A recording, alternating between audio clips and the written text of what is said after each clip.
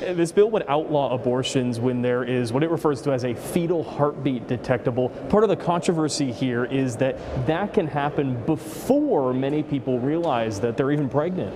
Today, that bill passing the House States Rights Committee 5-1, the lone Democrat voting no. Republican Representative Kevin West asking the bill's author, Republican Rep. Todd Russ, about what statement this bill is making. I personally believe that life begins at conception.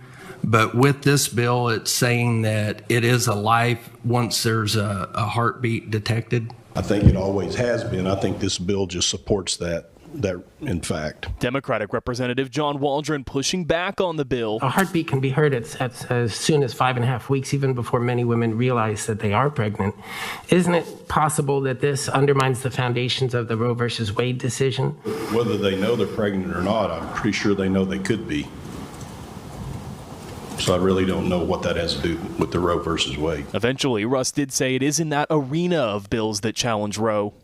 So, of course, this bill still has to pass the full House and the full Senate.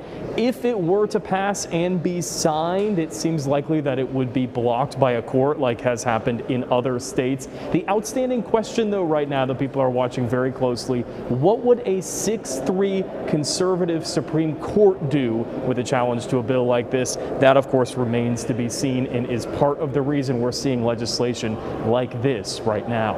At the Capitol, Dylan Richards, KOCO 5 News.